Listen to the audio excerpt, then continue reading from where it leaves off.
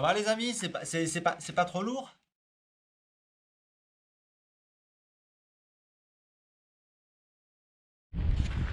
Donc évidemment, je remettrai la voiture à plat pour que ça coule propre. Mais bon, là, pour avoir accès au bouchon, j'étais obligé de la lever un petit peu. Et puis, je voudrais voir aussi pour enlever le boîtier de filtre à huile. Parce qu'il est pas rond, il est ovale celui-là. Donc, c'est encore une fois une histoire de référence différente. On y va.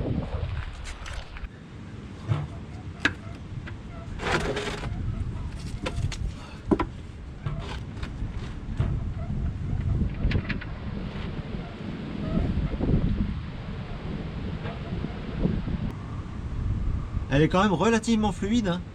Parce qu'il fait froid, elle a 40 ans. Alors le boîtier de filtre à huile, il est là. Ça a l'air d'être aussi du 17, on va voir ça. Voilà le boîtier de filtre à huile. Bon, je pourrais pas poser la caméra là.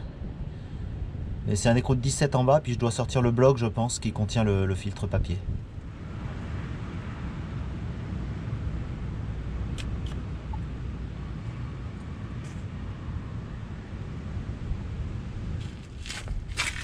Alors je vais remettre un peu d'huile propre en haut là, pour voir si ça fait écouler l'ancienne huile un peu plus vite. Ouais, j'ai versé dans le haut moteur, j'ai mis 30 centilitres d'huile neuve. On va regarder. Ça serait bien que ça descende à un moment. Ouais, ça coule. Ouais, c'est pas clair, hein. Bon, de toute façon, ça lui fera pas de mal. Je vais essayer de décoller le boîtier de filtre à huile. Bah ça y est, il tenait pas. Super. Ça y est, l'huile qui coule là-bas, elle est un peu plus propre. Ah bah il vient. C'est une première. Ouais, vous voyez, c'est bien un filtre ovale, hein, je le soupçonnais. Bon, je vais emmener ça à l'atelier sur un chiffon. Je vais baisser la voiture pour que ça puisse s'égoutter mieux et puis je vais travailler ça à l'atelier.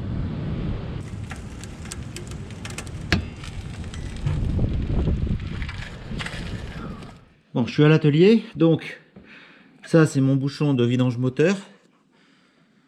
Il n'est pas sale, il n'y a pas de limaille. Bon, c'est un petit peu gras, mais franchement, je m'attendais à pire. Ça, c'est l'écrou de fixation du filtre à huile. Alors lui, il est un peu plus gras, c'est un peu plus visqueux, un peu plus pris. Et puis surtout, j'ai enfin ma référence de boîtier de filtre à huile. Ça, c'est génial parce que je cherchais depuis longtemps. Étiquette d'origine quand même, hein. C'est un truc de fou ça. 15 600 31 010. Je vais juste passer un coup de propre. Je vais laisser le filtre. Il est immonde, mais je sais, mais j'ai pas le choix. Et puis la prochaine fois, je vais commander tout ce qu'il faut pour avoir un filtre neuf. De toute façon, si jamais elle démarre, il faudra refaire une vidange complète. Donc je mettrai l'élément à ce moment-là. Je vais tout remettre après nettoyage. Je vais refaire le niveau. Et puis ça fera une étape de plus avant le redémarrage potentiel. Bon, je continue à dégripper mes freins. Donc mon cylindre de roue avant, il est dans l'essence. Parce qu'il faudrait que je passe un petit coup de papier de verre à l'intérieur. Mais pour l'instant, je veux nettoyer tous les résidus possibles. Mon ressort, ma vis de purge. Coupelle, bah, elle est quand même pas fantastique. Il faudrait quand même que je trouve au moins un kit de réfection. Mon cylindre arrière, bah, lui, j'arrive pas à sortir les pistons. Donc je le laisse mariner un petit peu aussi. Donc j'en profite pour commencer mon récepteur d'embrayage que j'ai mis à l'étau pour enlever le tuyau rigide, que j'avais pas pu sortir sur la voiture. J'ai pris des photos pour vérifier l'orientation du tuyau avant de le démonter. Puis je vais enlever la vis de purge parce que je voudrais commencer à trouver des références sur internet pour ce récepteur. Bon, ça y est, je l'ai installé, j'ai ma clé à tuyauter de 10. Je vais y aller tout doucement parce que je viens juste de le graisser là, de le lubrifier, donc c'est juste un essai.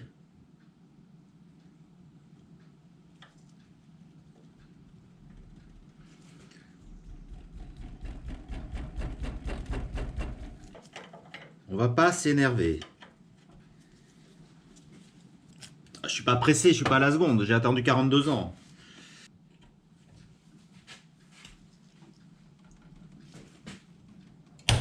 Ah, celle-là elle vient.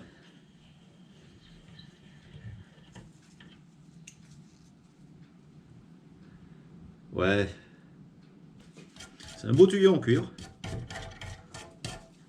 Mais cuivre costaud, hein. Ah, ça vient. Alors, ça vient. Comme d'habitude, le problème, il est entre le tuyau et la vis.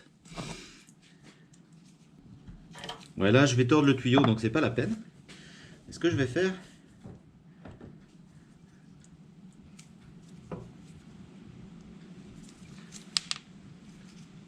Ah, il y a une bille.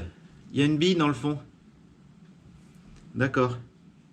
Sous la vis de purge.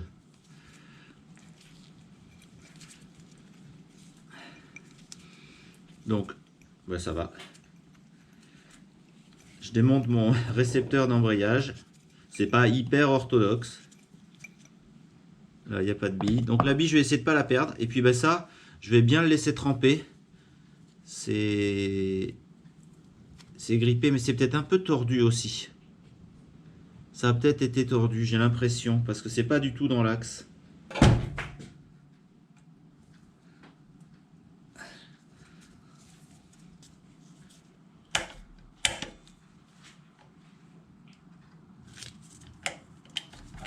Là, c'est mieux. Ça bouge. Ah, dis donc, super. Ah, ça bouge. Bon, mais ça, c'est bien. Ah non, je l'ai eu. Bon, ben voilà. Donc, il y a un cache qui est abîmé. Bon, ça vient. Donc, ça, c'est à nettoyer. Bon, ça, c'est moyen. Moyen, mais c'est pas grave, ça pousse quand même. C'est pas pourri au bout. Il devait rester un fond de liquide dans le récepteur. Bon, maintenant, bah, comme d'hab. Hein. Donc voilà l'intérieur. C'est quand même... c'est bien sale. Je sais pas comment ça va sortir, ça. Ça va pas être simple. Voilà, je suis en train de retailler une petite brosse rotative, comme ça, mais qui est un petit peu large pour rentrer dans le récepteur. Donc, je la lime pour qu'elle soit un peu plus étroite. Donc, j'ai ma brosse que j'ai fabriquée. Donc elle est à peu près au bon diamètre, c'est pas très facile, je l'ai pas faite trop petite non plus parce que voilà, je peux descendre jusqu'à la coupelle là. Donc bah oui, je sais, normalement c'est du papier de verre très fin, mais là j'ai pas le choix, c'est trop corrodé. C'est déjà mieux hein, quand même, mais ça vient pas encore, mais je vais relubrifier et puis remettre la soufflette. Voilà, il se passe que dalle. J'ai un chasse-goupille que j'avais déjà arrondi pour faire autre chose, donc il épousera un peu mieux la forme.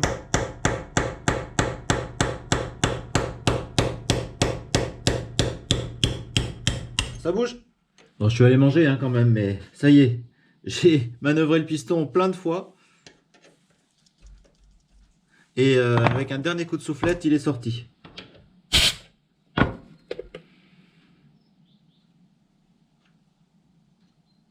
Voilà.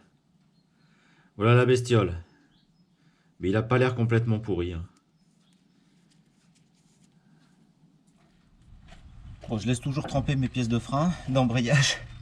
Ça vient pas très vite.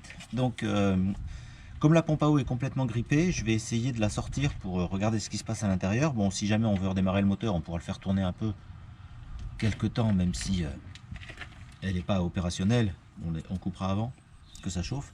Donc, bah, l'hélice, bah, elle est bloquée aussi. Donc, c'est une hélice à 2 pales hein, sur les modèles 67. À partir de 68, c'est 4 pales.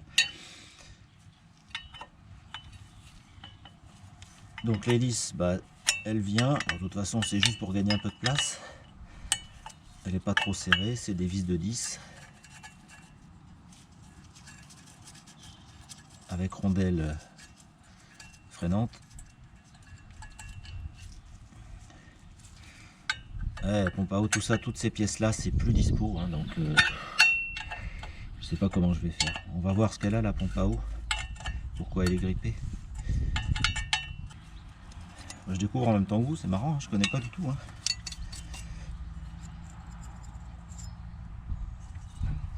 Ok, donc ça c'est fait, je vais le mettre à l'établi.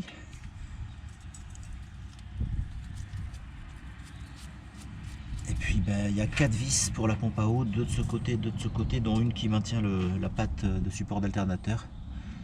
On va y aller doucement, ça doit être du 12. Ah, ça vient. Ah, ça vient aussi. Bien.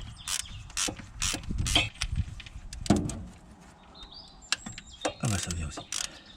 Bon, dis donc, c'est pas serré fort. Nickel.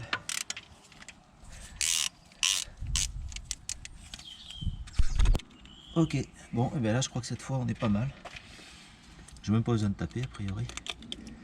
Donc la pompe à eau elle vient. Bon, elle est tenue par la durite ici, hein, mais qui vient avec, ça y est.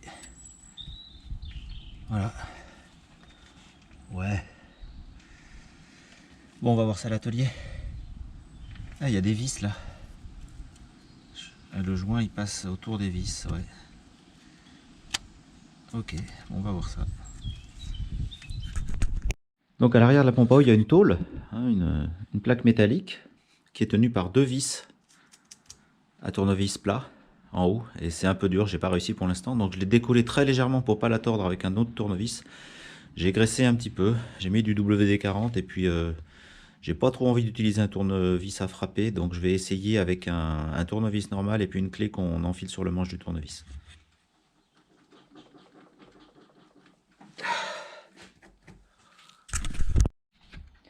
Bon, je suis toujours à la recherche de pièces pour ma Corona. Là, je vais démonter l'émetteur d'embrayage et voir dans quel état il est pour savoir si je commande soit un émetteur complet, soit juste un kit de réfection. Parce qu'en fait, comme je vais commander soit aux États-Unis, soit en Australie, et qu'il y a des frais de port importants et des frais de douane, je vais essayer de ne pas faire plusieurs commandes. Donc il faut que j'ai démonté toutes les pièces, mètre cylindre, émetteur, récepteur, la pompe à eau, tout ce que je peux avoir à commander en une seule fois, quoi. C'est pour ça que j'ai tout ouvert. J'aime pas faire comme ça, j'aime pas tout ouvrir en même temps. J'aime bien faire les choses de façon plus méthodique, mais là, au niveau financier, j'ai pas le choix. Donc il y a un petit circlip. Alors, déjà, on voit que les vis qui maintiennent l'émetteur d'embrayage sur la caisse, elles sont crénelées ici, hein, elles sont maintenues comme ça. Donc faut pas les paumer. Il y a une rondelle à l'autre bout. Là, je les enlève parce que sinon, j'ai pas accès à mon fameux circlip.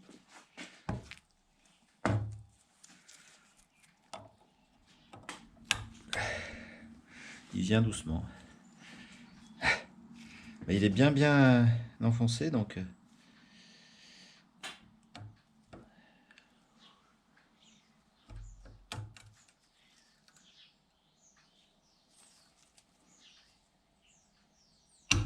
Ah, c'est bien. Je mets le doigt dessous parce qu'il va sauter, je le sens. Voilà, super. Bon, ça c'est fait. Ah, il n'est pas pourri. Bon, alors j'ai l'impression qu'il y a une petite rondelle là. Voilà. Il y a une petite rondelle qui vient sous le circlip. Donc c'est comme ça. Bon, suite à toutes ces pérégrinations, ces mésaventures, donc j'ai avancé un peu dans la vidéo. Et pour la clore aujourd'hui, je vous indique que j'ai acheté plein de pièces neuves en fait. Ce qui m'empêchera pas de réviser les anciennes pièces d'origine que j'aimerais conserver. Mais j'ai trouvé un site aux États-Unis qui s'appelle Rock-Auto et qui vend des pièces de Toyota Corona. Alors c'est le 1,9 litre là-bas qui a été importé, mais il y a plein de pièces communes, notamment sur les freins. Donc j'ai trouvé à un prix défiant toute concurrence, tout pour les freins, quasiment tout. Donc j'ai des mâchoires de bonne qualité, hein, de bonne qualité. J'ai un émetteur d'embrayage, j'ai un récepteur d'embrayage, j'ai des cylindres de roue, hein, c'est bien exactement les mêmes en 13/16 de pouce pour l'avant et pour l'arrière.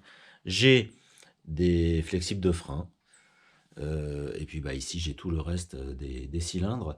Donc je peux remonter les freins, il me manque juste le kit de mètre cylindre qui n'existe pas chez eux, que j'essaierai de trouver ailleurs. Donc ça, ce sont mes pièces d'origine. Et tout ça, c'est ce que j'ai acheté. Alors, pour vous donner un ordre de prix, j'en ai pour 218 € avec les frais de port et les frais de douane. Bon, pour tous les freins de la voiture. C'est pas très onéreux.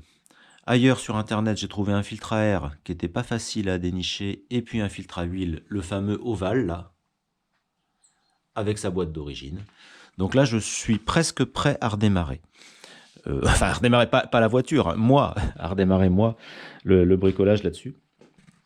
Et puis, dans cette vidéo, j'avais aussi prévu de vous faire un petit point global depuis l'achat de la voiture sur tous les frais qu'elle m'a occasionné, son achat, et puis les documents administratifs, et puis les pièces.